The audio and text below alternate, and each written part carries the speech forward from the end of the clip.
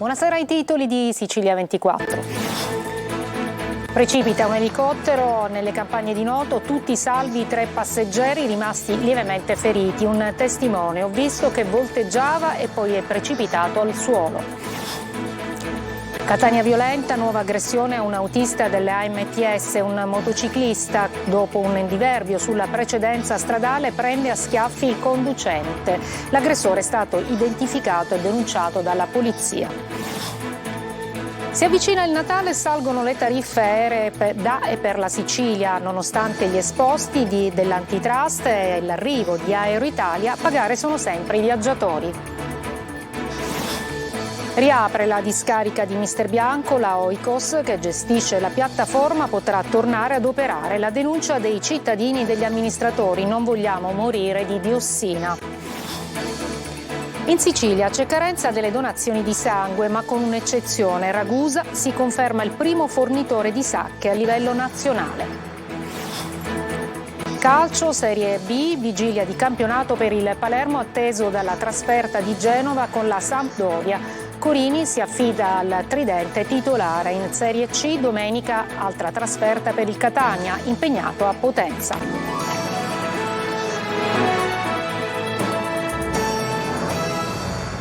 Ancora buonasera, precipita dunque un elicottero nelle campagne di Noto, 3 le persone a bordo che se la sono cavata con piccole ferite. Abbiamo ascoltato un testimone che ha dato i primi soccorsi. Sentiamo Francesco Loi.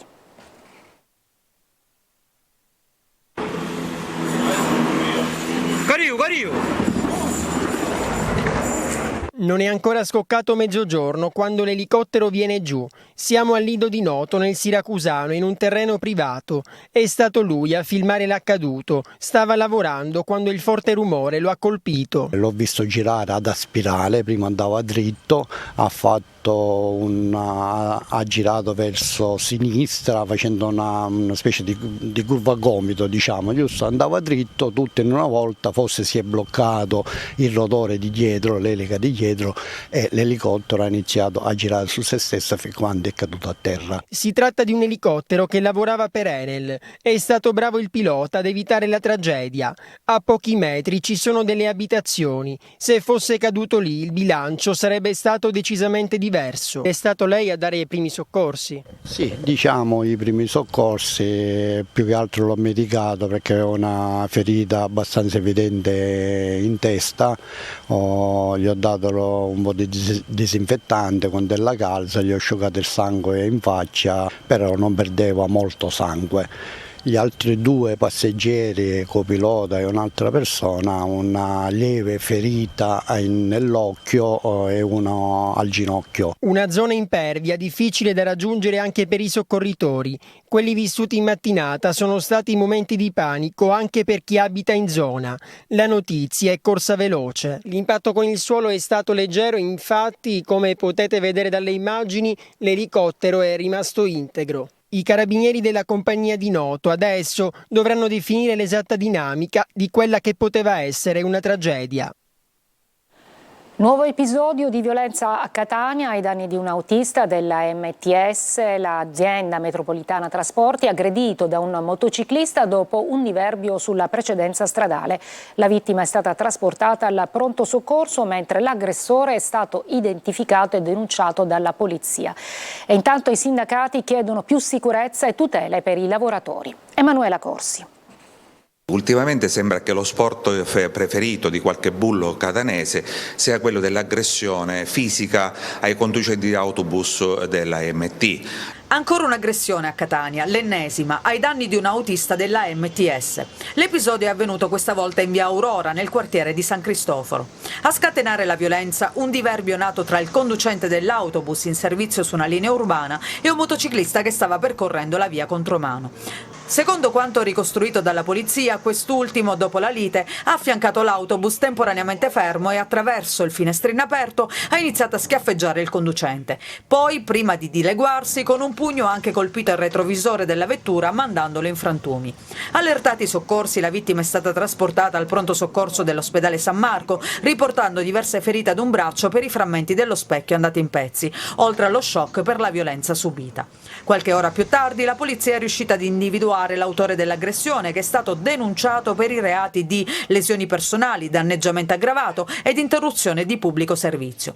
Per i sindacati a nulla valgono le telecamere installate sui mezzi pubblici, servono più controlli e più tutele per i lavoratori. Ci sono addirittura squadre che si occupano della vigilanza che stanno all'interno dei mezzi, per questo dico che se questo è poco c'è un problema che è ancora più grande, che riguarda l'intera città, l'aspetto culturale, l'aspetto della sicurezza di questa città. Solo un paio di settimane fa un altro autista è stato aggredito da un uomo che viaggiava contromano in viale Lorenzo Bolano a bordo di uno scooter. Il conducente dell'autobus avrebbe suonato il clacson, suscitando così la folle reazione dello scooterista, che lo ha inseguito fino al parcheggio di Nesima, minacciandolo di morte con una pistola ed esplodendo un colpo in aria prima di fuggire.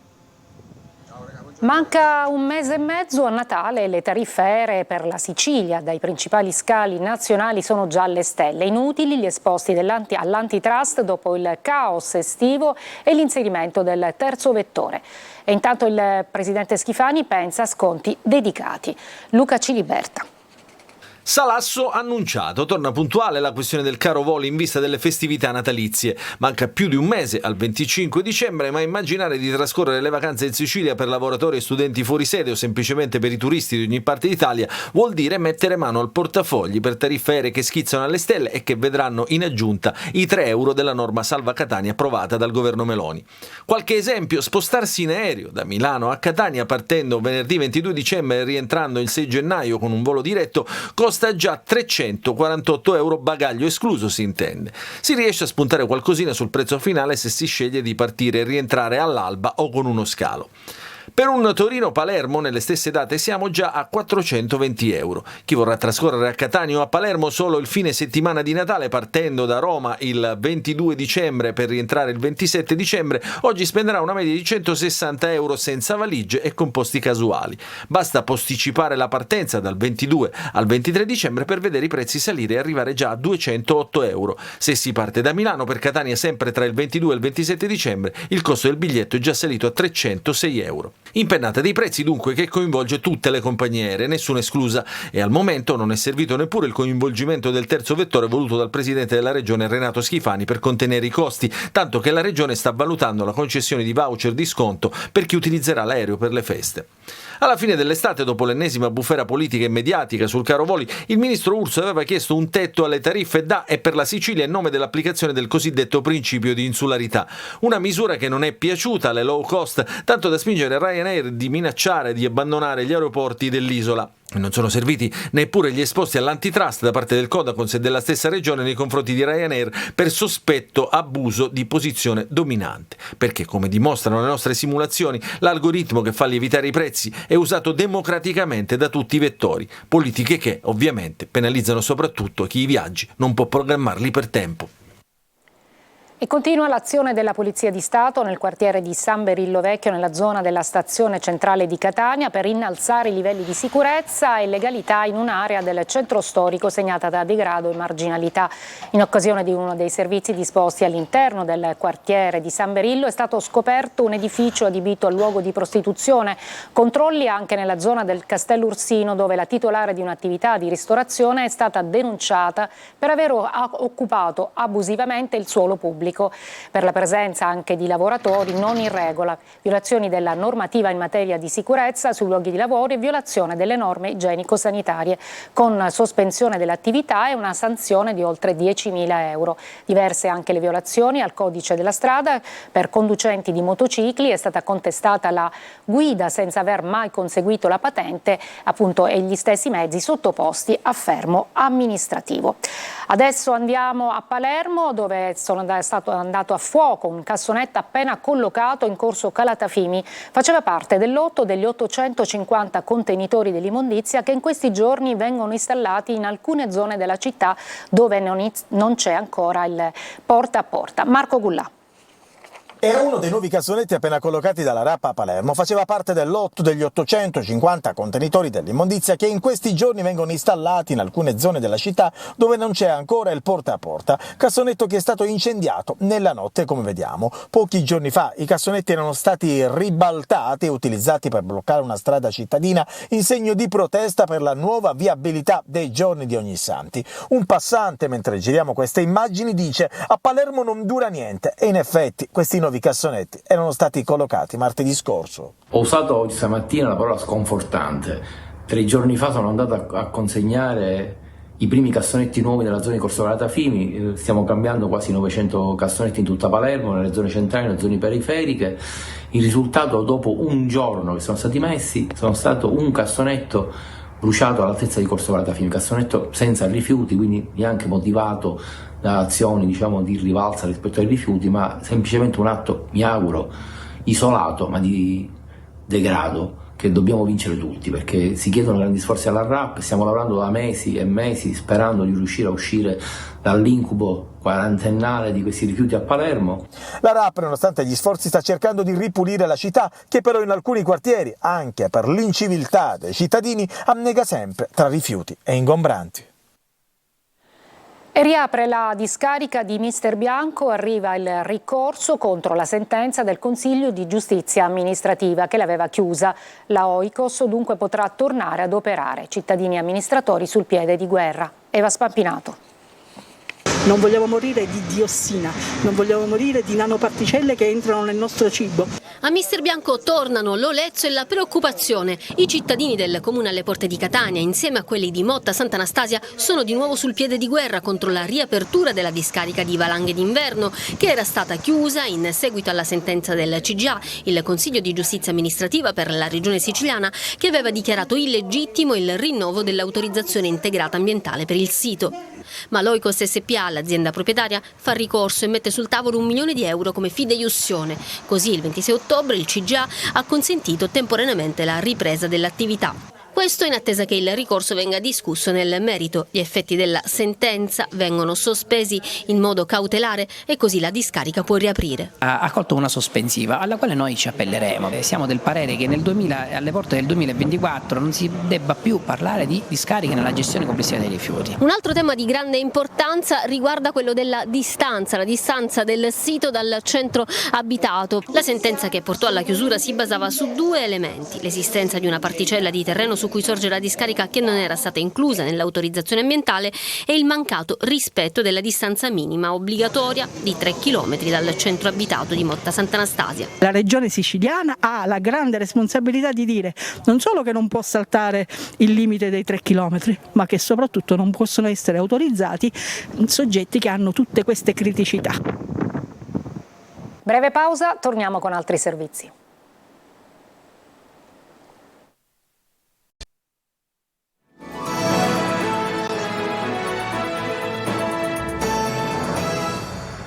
Tanti gli incidenti, anche mortali, in Contrada Targia, arteria che rappresenta il principale ingresso nord di Siracusa. Nonostante i rilevatori di velocità, non tutti rispettano le regole. Gli automobilisti chiedono più controlli e l'amministrazione pensa a nuovi interventi. Francesco Loi. Un'importante arteria che è l'ingresso nord di Siracusa. Contrada Targia è molto battuta e nonostante defleco qui il rischio incidenti è altissimo. Parte il traffico che hanno fatto, anche se sono dei birilli, la cosa si è migliorata di tanto. Poi ci sono sempre gli incoscienti, a quello non ci sono protezioni che tengono. Molta gente non rispetta il codice della strada, principalmente c'è gente che continua a fare inversione a U nonostante ci siano dei dissuasori messi proprio per evitare questo. Questo rettilineo è stato più volte teatro di scontri, anche mortali. I rilevatori di velocità installati da qualche anno non intimoriscono quasi nessuno. Molti infatti superano il limite fissato a 50. Dopo gli ultimi incidenti gravi, la polizia municipale si posizionava qui con il telelaser, una tipologia di controllo che però ad oggi è quasi scomparsa. Queste immagini si riferiscono a qualche giorno fa, un'auto ribaltata nell'area di servizio. Ma sempre da qui le telecamere di videosorveglianza hanno ripreso questa scena. Un automobilista furbo ha svoltato superando la striscia continua, mettendo a rischio la sicurezza sua e degli altri. La risposta di un altro conducente con il click alla mano ha fatto il giro del web. L'amministrazione comunque sta studiando nuovi interventi per mettere fine al problema sicurezza che riguarda questa strada. Dovrebbero essere realizzate una complanare e una rotatoria, ma anche una galleria che rappresenterebbe un'ulteriore via di accesso alla città. Ragusa si conferma il primo fornitore di sangue a livello nazionale. Questo è il risultato di un lavoro di sensibilizzazione sin dalle elementari per creare una cultura della donazione. Veronica Barbarino. Con una sacca donata si aiutano minimo 3 persone, a volte anche di più. Tante le associazioni in realtà per le donazioni su tutto il territorio nazionale, fra cui Avis. E in una nazione dove il numero dei donatori è molto basso, Ragusa fa la differenza. In un anno necessitano non meno di 200.000 sacche di sangue in Sicilia e di queste 45.000 le produce l'Avis di Ragusa. E tu che significa il 25% e tutto il resto le altre Avis. In Sicilia c'è una media di 16-17 donatori per 1.000 abitanti e in Italia la media è di 28 donatori su 1.000 abitanti. Nella nostra provincia sono 82 donatori su 1.000 abitanti, mentre nella città capoluogo, l'Avis comunale di Ragusa, sono 143 donatori su 1.000 abitanti. La possibilità di aiutare gli altri è una cosa che mi piace fare. Faccio da 20 anni e lo faccio per senso civico. Tanti inoltre i donatori ragusani fuori sede che scelgono l'Avis cittadina come centro di trasfusione, non solo per un senso di appartenenza, ma anche per le macchine di prelievo di ultima generazione, le comode poltrone e il perfetto sincronismo dal percorso che ogni donatore segue dal momento in cui viene preso in carico dalla reception alla colazione offerta. Una breve pausa e poi il calcio.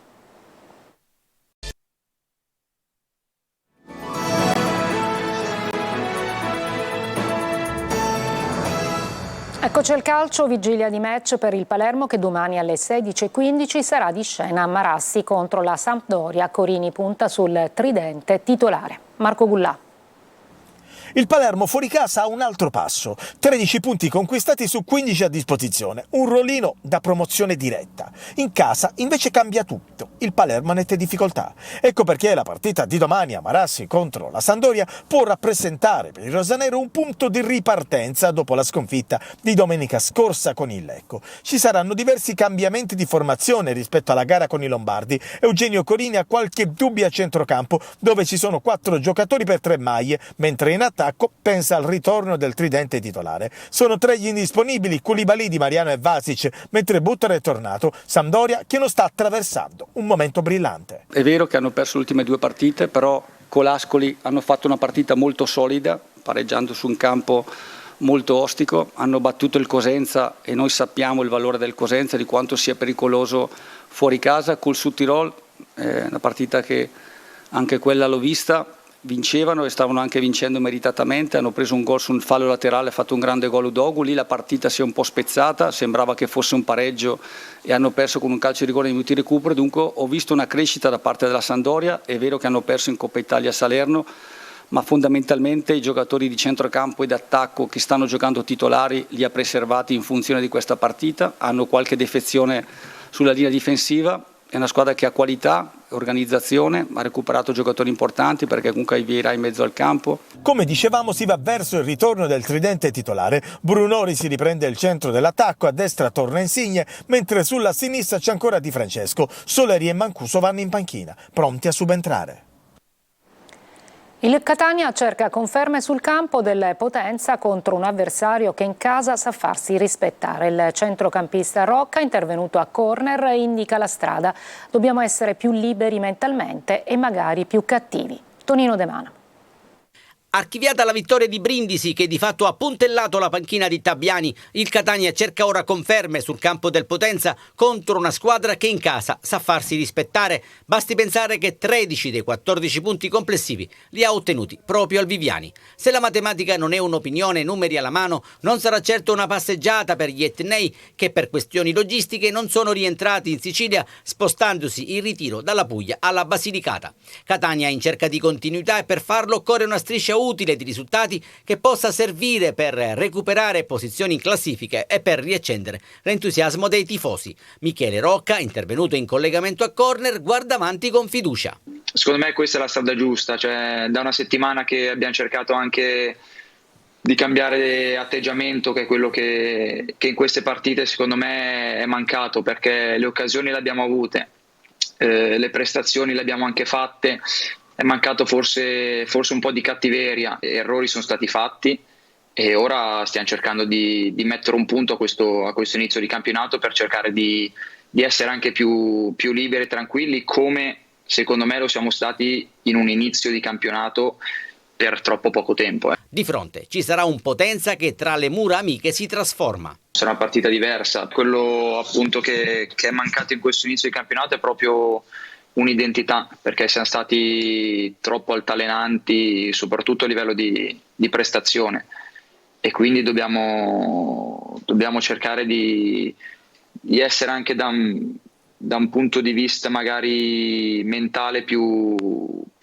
liberi e più presuntuosi, che questo non vuol dire essere leziosi. E domenica il Catania ritrova il suo pubblico, 500 i biglietti già venduti per l'insidiosa trasferta di Potenza, un alleato in più per continuare a vincere. È tutto, grazie per l'ascolto e buona serata.